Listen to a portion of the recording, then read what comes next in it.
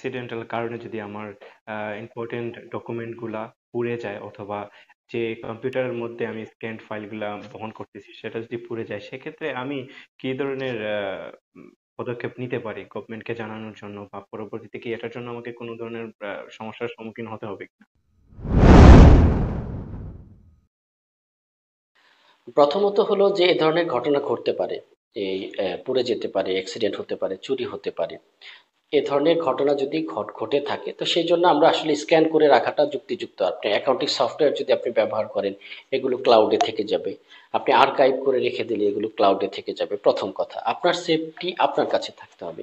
এরপরেও যদি আপনার কোনো কিছু পুড়ে যায়, আল্লাহ না করুক, বা চুরি হয়ে যায় বা নষ্ট হয়ে যায়, তাহলে সেই ক্ষেত্রে আপনাকে যে চুরি হয়ে যাওয়া বা পুড়ে যাওয়া এটার একটা ক্লেম করতে হবে গভর্নমেন্টের, বা এই যে আমরা নর্মাল জিডির মতো যেটাকে বলি, সেই ক্ষেত্রে গভর্নমেন্টের যে যথাযথ কর্তৃপক্ষ তাদেরকে জানাতে হবে যে আমার এটা হয়েছে এই বিষয়গুলো নিয়ে।